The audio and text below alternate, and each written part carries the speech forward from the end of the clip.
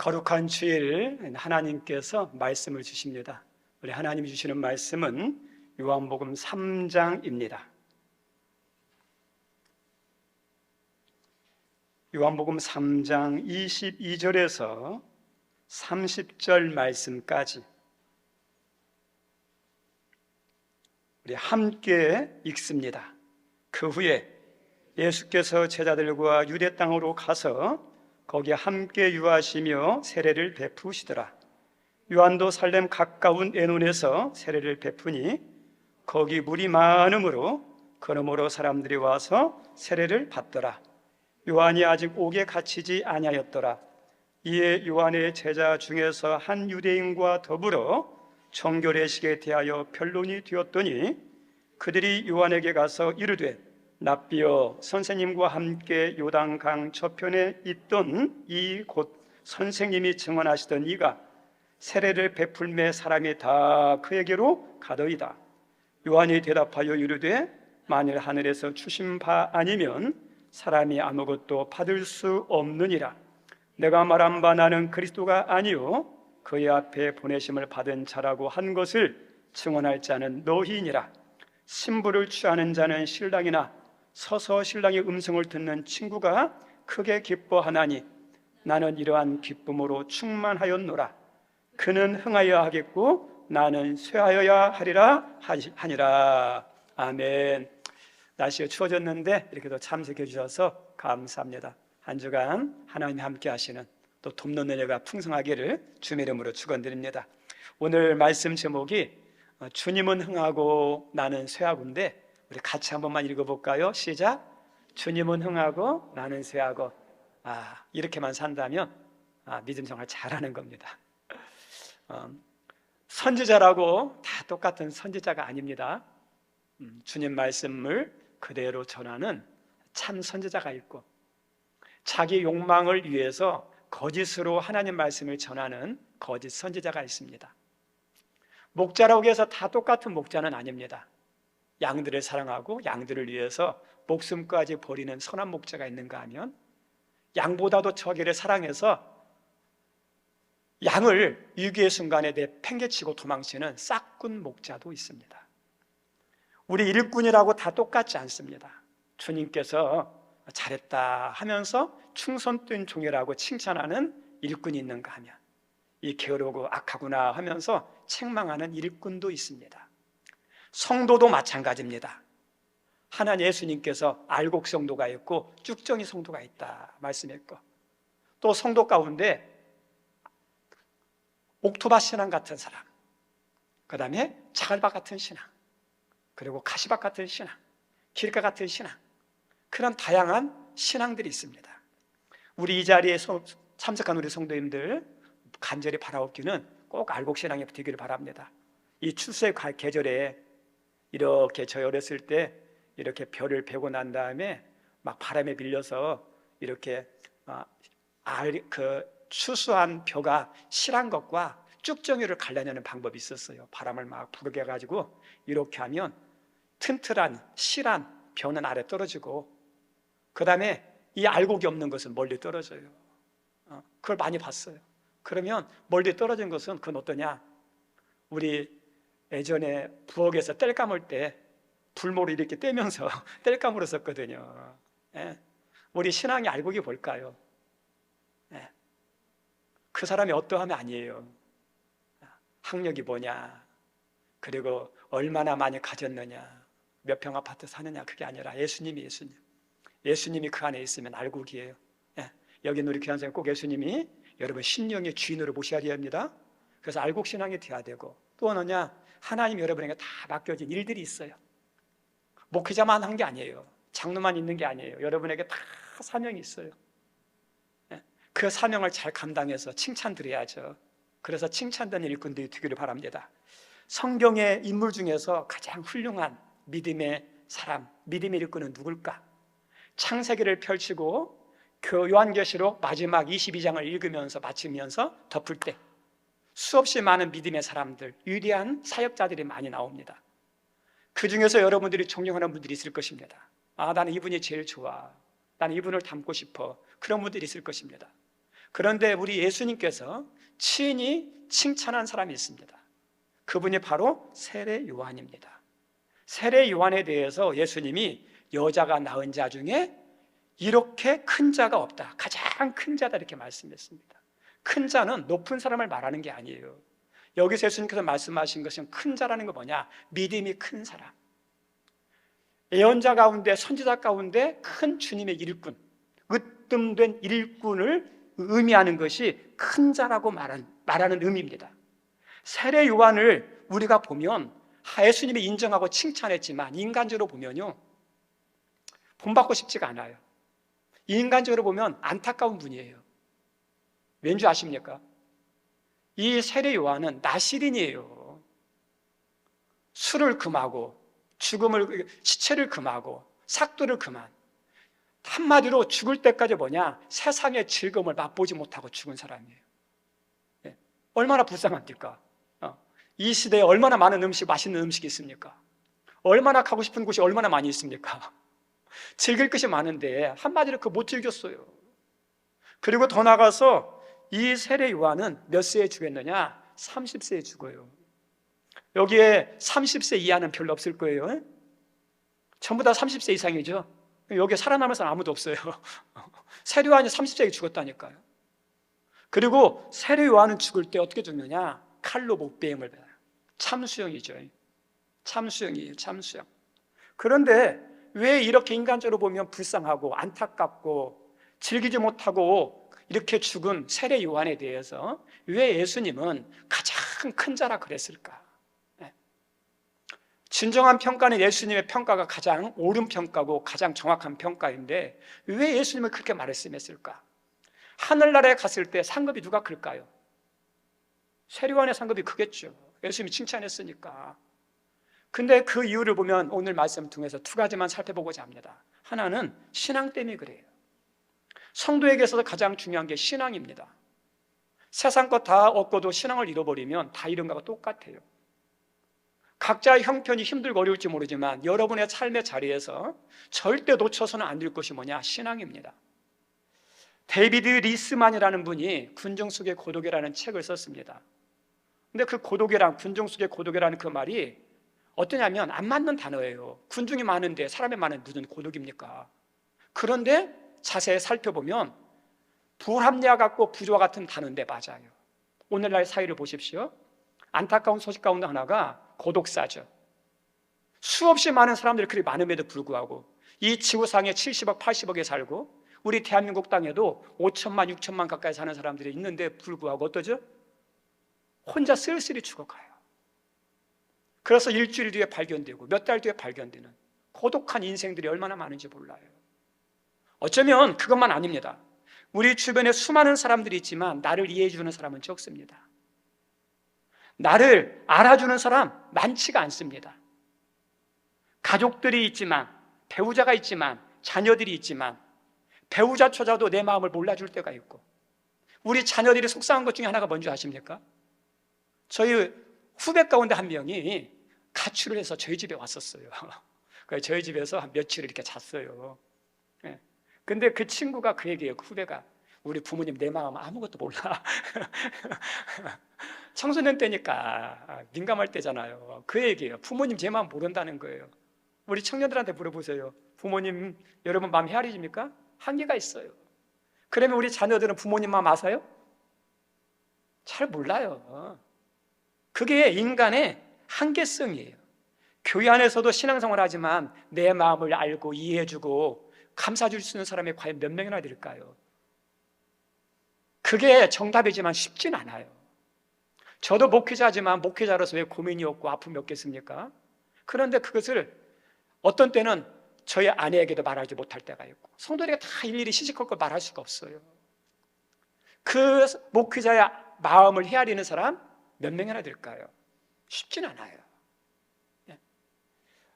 모든 성도들도 마찬가지입니다. 일일이 자신의 아픔, 자기의 문제, 자기의 상황을 말하기가 힘든 상황이에요.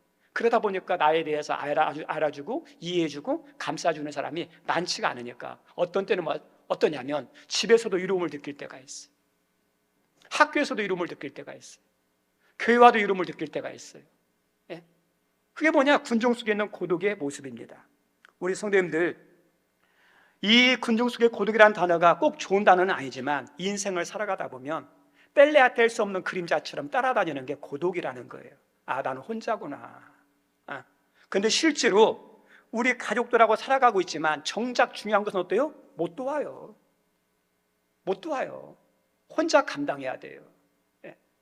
우리 자녀들이 이렇게 직장에서 힘들게 일할 때 어느 날 아이고 내가 대신 가서 일해주면 좋겠다, 그 마음 먹을 수는 있지만 가서 일해줄 수 있습니까? 없습니까? 못해요. 우리 자녀들이, 우리 청년들이 막 뭔 인생에 대한 고민을 해요. 결정을 해야 돼요. 우리 청년들이 지금 그런 때거든요. 결정을 잘해야 되잖아요. 그런데 그 결정을 도와줄 수 없어요. 여러 가지 정보와 자료를 주지만 혼자 기도하고 혼자 결정해야 돼요. 그 인생의 인생. 사람이 많지만 정작 중요한 것은 혼자 어떠냐, 이렇게 싸우면서 살아갈 것이 인생입니다. 우리 공부도 마찬가지죠. 공부도 경쟁이 아닙니다. 자신과의 싸움이거든요. 외로운 싸움이에요. 잠자고 싶은, 쉬고 싶은, 놀러 가고 싶은, 포기하고 내려놓고 싶은 그것을 이겨내는 것이 공부잖아요. 외로운 싸움, 자기와의 싸움이에요. 모든 것이 다 싸움입니다. 그래서 진짜 싸움의 대상은 타인이 아니에요. 나 자신이에요. 나 자신. 우리 선생님, 여러분 신앙생활에서도 신앙의 적이 많이 있어요. 마귀도 있어요. 환경도 있어요. 그런데 누가 적인 줄 아십니까? 저 따라 삽니다. 내 자신이 적이다. 우리 선생님, 여러분 자신이 적이에요. 나를 이기지 못하면 신앙생활 못합니다. 소위 세상에서 말하는 어떤 성공을 이룬 사람, 어떤 목적을 이룬 사람 잘 보십시오. 많은 어려움이 있는데 이겨낼 뿐만 아니라 가장 큰 자기 자신을 이겨낸 사람들이에요. 그런데 항상 무너지는 사람이 있어요. 근데 무너지는 사람 보면 많은 방해하는 것들이 있지만 결국은 자신과의 싸움에서 진 사람들이에요. 진 사람들이에요. 그러니까 자기를 이겨야 돼요. 신앙도 마찬가지입니다. 우리 귀한 선생님들 이 자리에, 예배 자리에 나오는 거 쉽습니까? 쉬운 게 아니잖아요. 자기 자신의 싸움에서 이기는 거예요. 예배 드리는 것도요, 자기와의 싸움이에요. 기도하는 것도 어떨까요? 자기와의 싸움이에요. 영적인 모든 것이 자기와의 싸움입니다. 가장 중요한 적이 뭐냐? 내 자신입니다. 오늘 말씀에 나오는 세례 요한은 어떤 사람이냐? 믿음과 영성이 정말 탁월했습니다. 당시 상황은 구약의 마지막 선지자가 누구죠? 말라기죠. 말라기 다음에 성경에 신약이 나오죠. 마태복음이죠. 그냥 우리는 이어지는 것 같지만 말라기에서 이 마태복음, 마가복음, 누가복음, 요한복음까지 공백 기간이 400년이에요. 400년. 400년이면 짧은 기간 아니에요. 근데 이 400년 기간 동안에 하나님이 보내신 선지자가 있을까요? 없을까요? 없어요. 하나님이 선지자를 통해서 말씀을 해주시는데 하나님께서 말씀을 안 주셨다는 거예요. 그럼 말씀이 안 들리면 사람은, 육신은, 예수 안 믿는 사람은 살아가는데 전혀 불편함 없어요. 그런데 믿는 사람은 하나님 말씀이 안 들리면, 하나님 말씀의 은혜를 못 받으면 삽니까? 못 삽니까? 영적으로 죽어요. 하나님의 말씀은, 하나님의 백성은요, 하나님의 음성을 들어야 위로가 되고 치유가 되고 어떠냐? 살아나고 소망이 생겨요. 잘못한 것이 있으면 하나님 말씀으로 너 잘못했어! 회개하라는 소리를 들을 때 살아나요. 그런데 400년 동안 선지가 없어서 말씀이 없었으니 이스라엘이 어떨까요? 영적으로요, 암흑기예요. 죽은 시대예요. 사사기가 영적인 암흑기라고 그러지만 사사기보다 더 암흑기가 뭐냐? 이 예수님이 오시기 전까지예요. 왜냐하면 사사들이 있을 때는요, 그래도 몇 년 지나면, 몇십 년 지나면 사사를 보냈거든요. 근데 이 당시는 없어요. 가장 어두울 때가 언제인지 아십니까? 새벽녘 동트기 직전이래요. 다시 말하면 빛으로 오시는 예수님 직전인 이때가 가장 영적으로 어두운 시기예요.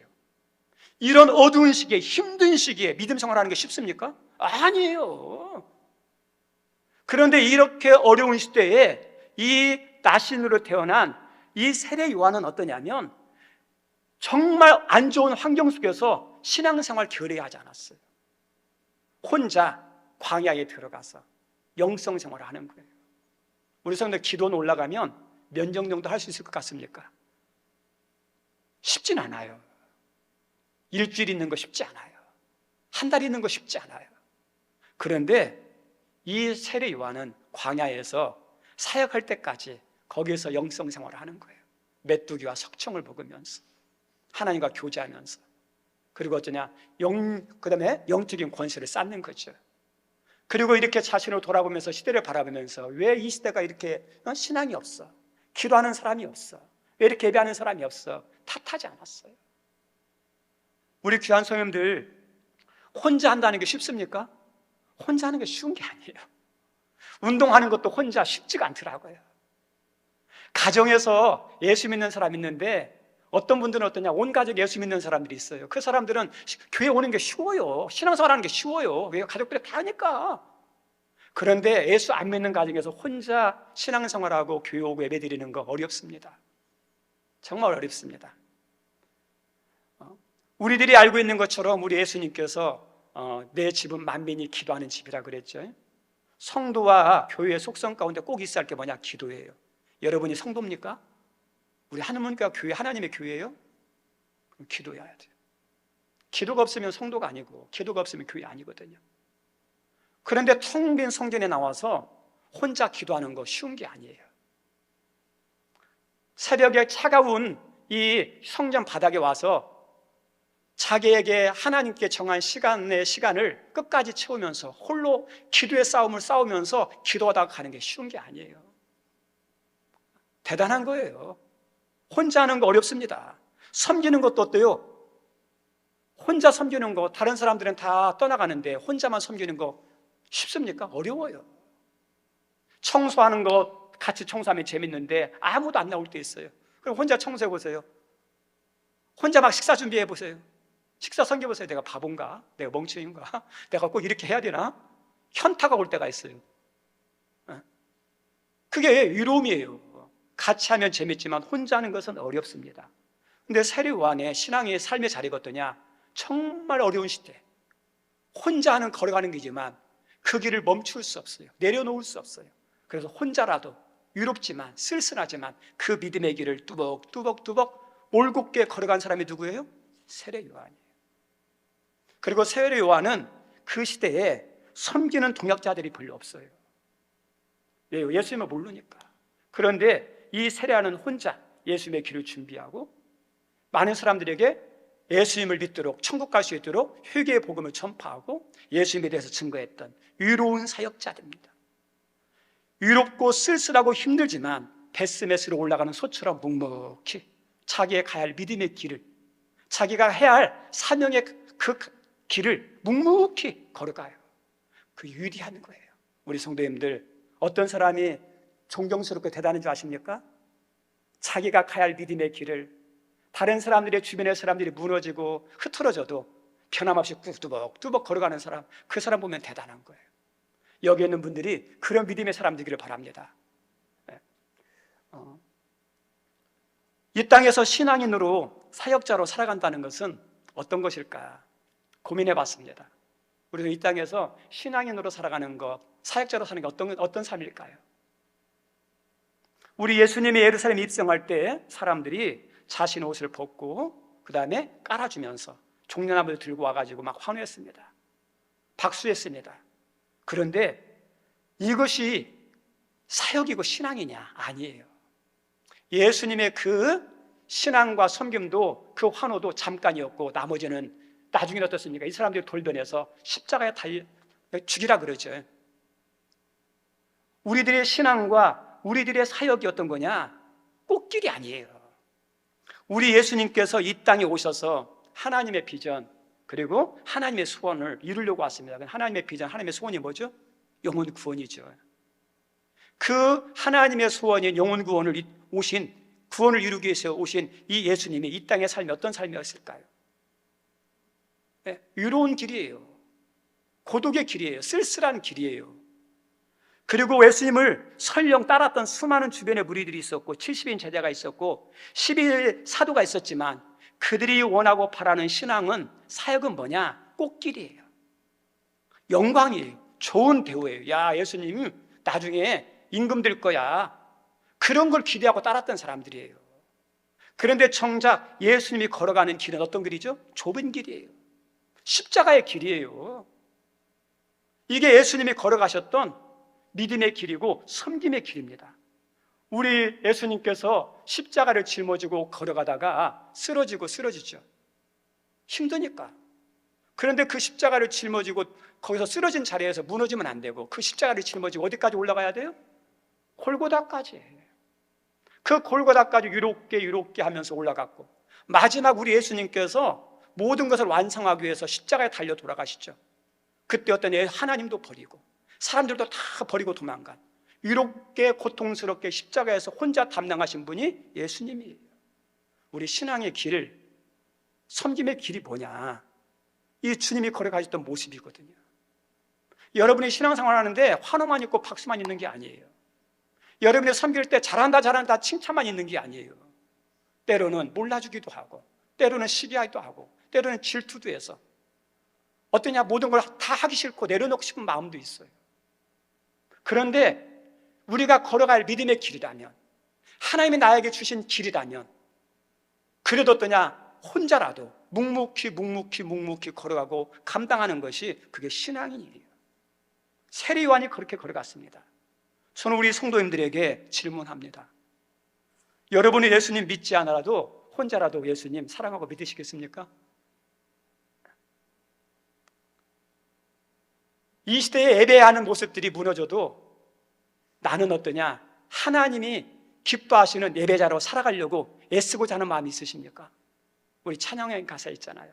아무도 예배하지 않는 곳에, 그죠? 나 예배하겠다 그러잖아요. 그게 신앙이에요. 아무도 기도하는 사람들이 없을 때 나 혼자라도 그래도 끝까지 기도하려고 몸부림치는 신앙인으로 여러분 살아가고 싶습니까? 하나님 우리 각자에게 주신 십자가가 있는데, 다른 사람 십자가를 짊어지고 가다가 힘들다고 넘어지고 내려놓고 포기하는데, 그걸 바라보면서도 끝까지 내게 주신 십자가를 짊어지고 예수님 생각하면서 골고다까지 걸어가실 그런 마음이 있으십니까?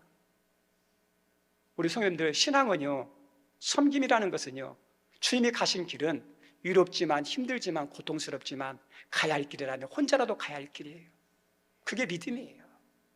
예수님이 그렇게 사셨고 세례 요한이 그렇게 살았거든요. 위대한 믿음의 사람이죠. 우리 세례 요한을 향해서 우리 예수님께서 가장 큰절하신 이유 가운데 또 하나가 뭐냐?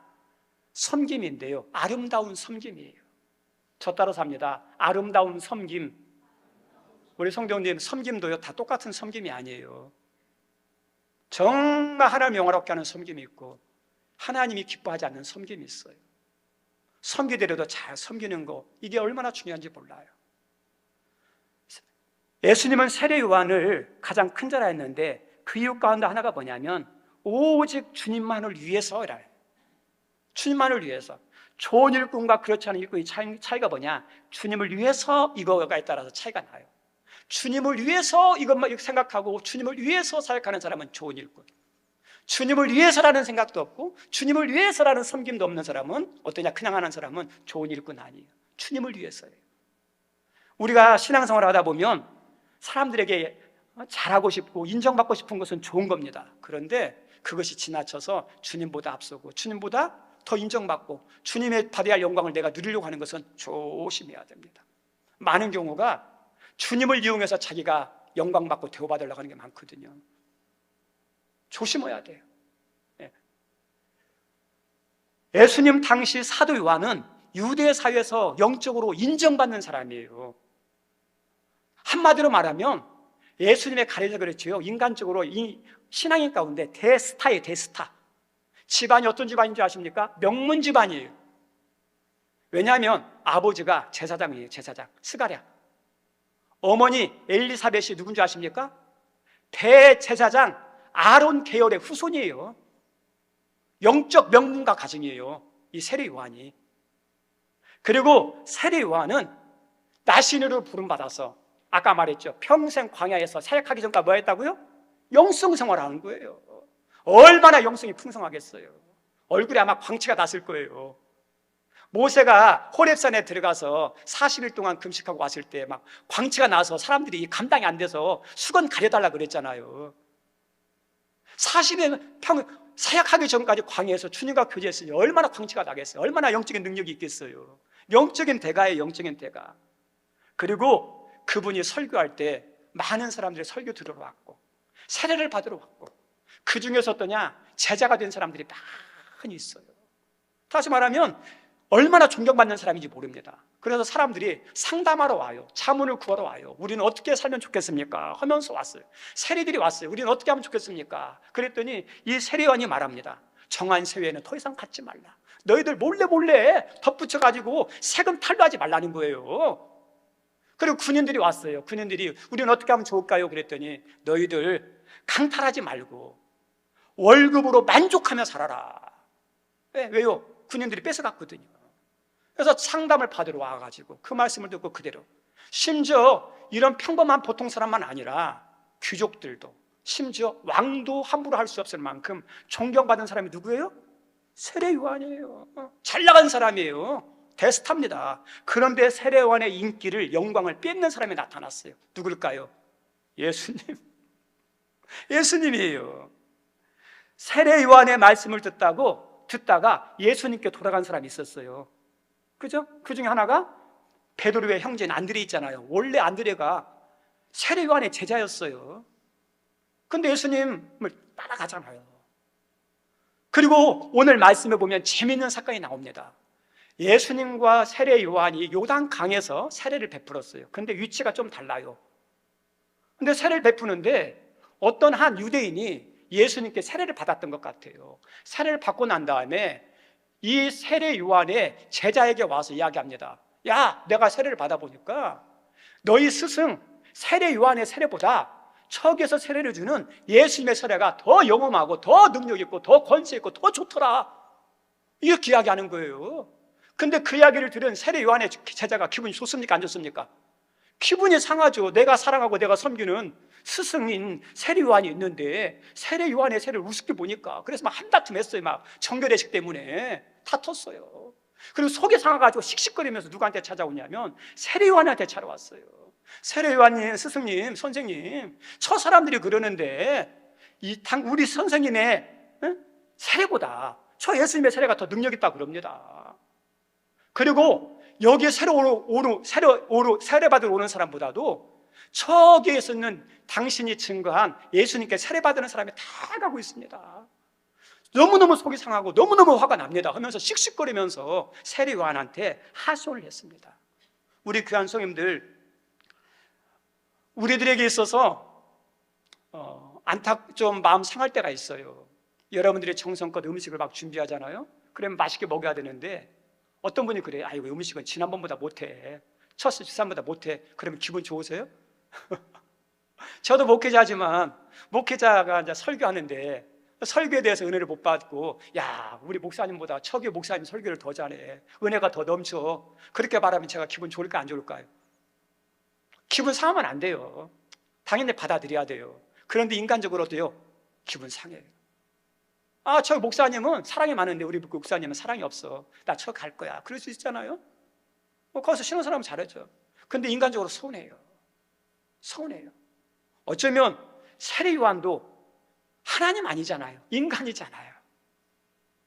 근데 인간이기에 그런 소리 들으면 마음이 상할 법도 한데, 그리고 이 제자들이 그렇게 말할 때는 좀 동조해주고 이해해주고 똑같이 반응할 줄 알았는데 세례 요한은 조금 더 서운하거나 가슴 아파하거나 그렇게 하지 않았어요. 오히려 이렇게 말합니다. 내가 전에 말한 것처럼 나는 메시아가 아니야. 저분이 하나님의 아들 메시아야. 나는 그의 길을 준비하는 자고 그가 메시아임을 알리는 자야. 그리고 나만 그 예수님에 대해서 알리는 자가 아니라 너희들도 나를 증거하는 게 아니라 누굴 증거해야 된다고요? 예수님을 증거하고 예수님을 알려줘야 돼. 나는 물로 세례를 주지만 저분은 물과 성령으로 주는 진짜 메시아. 나는 영성을 못 주지만 진짜 영성을 주시는 분은 예수님이야. 나에게 오지 않고 다른 사람에 가도, 나에게 와서 세례받지 않고 예수님께 가서 세례받아도, 심지어 너희들이 나를 떠나서 예수님께 간다면 나는 그것이 기쁨이고 그게 소원이고 그게 내 바람이고 내 영광이다. 그렇게 세례 요한이 말하는 거예요. 우리 성도님들, 그렇게 테스트한데 예수님 오시기 전에 모든 스포트라이트를 다 받았는데 예수님 오시면서 모든 관심이 모든 사람들이 다 쏠려가는 그런 순간에도 어떠냐? 세례요한은 전혀 손해하지 않았어요. 여러분에게 중요한 게 뭐죠? 여러분을 정말 기쁘게 하는 게 뭐죠? 세례요한에게 중요한 것은 자신이 잘 되고 못 되는 게 중요하지 않았어요.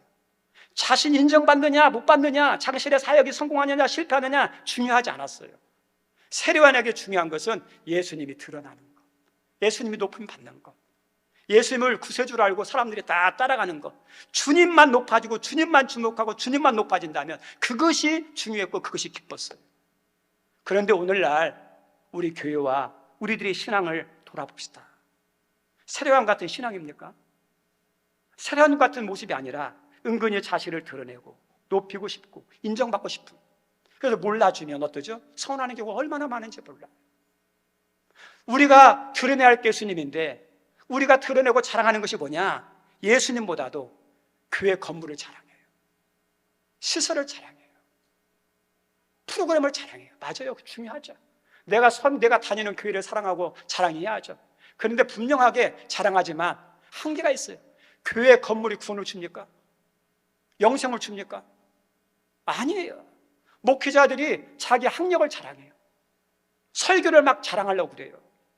요즘 인터넷 설교도 있잖아요. 저희 교회도 인터넷 방송 나오지만 인간인지라 막 설교가 막 퍼지기를 원하는, 설교를 통해서 자기 이름이 드러나기를 원하는, 교회가 성장해서 큰 교회를 만들고 난 다음에 주님의 이름을 높이는 게 아니라 저 교회 목사님이 누구야? 우리 교회야? 자기 이름, 목사님의 이름을 드러내려고 하는 거예요. 이거 아무것도 아닌 것 같지만 조심해야 할 신앙이에요. 우리 성도님들, 어떤 교회가 좋은 교회일까요? 교회 이름은 드러나지 않더라도 주님이 드러나고 주님이 영광받게, 주님 높임받게 하는 것이 그게 좋은 교회예요. 주님 따르고 주님 믿게 하는 게. 어떤 목사님이 좋은 목사님입니까?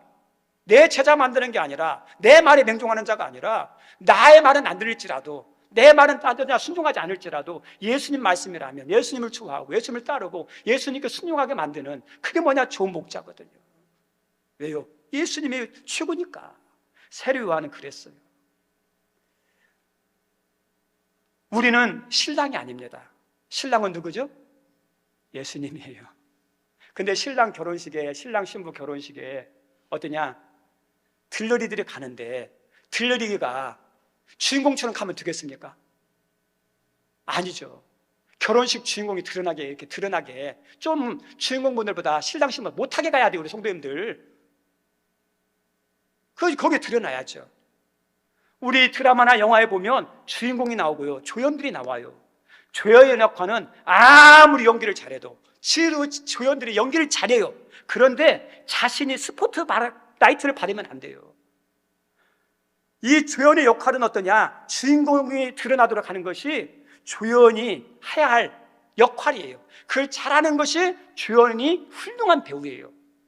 주인공의 역할이 돋보이도록 하는 것이 조연의 역할이에요. 그래서 이 조연은 주인공이 드러나도록 거지도 하기도 하고 바보 역할도 하기도 하고 먹지도 못하기도 하고 무시당하기도 해요. 그래서 누구 드러나게 하는 거예요? 조연이 드러나게 하는 거예요. 말씀이 드러나고 대사가, 그 목적이 드러나게 하는 것이 조연의 역할이에요. 우리 성님들, 우리는 주인공이 아니에요. 우리 인생이, 우리 사역의 주인공이 누굽니까? 예수님이에요. 예수님이 드러나게 하는 거죠. 그래서 우리들은 예수님이 영광 받는다면, 예수님이 드러난다면 우리의 영광이 떠나가도, 우리가 잘못되더라도 주님이 드러난다면 그것으로 만족할 수 있는 게, 이게 진짜 아름다운 믿음의 모습, 섬김자 사역자의 모습이에요. 이게 세례 요한의 모습이었습니다. 말씀을 마치고자 합니다. 우리 세례 요한의 별명이 뭐죠? 이사야 선지자가 붙여준 이름이 있습니다. 별명이 있습니다. 광야에 외치는 자의 소리. 소리는 비인격체예요. 내가 없어요.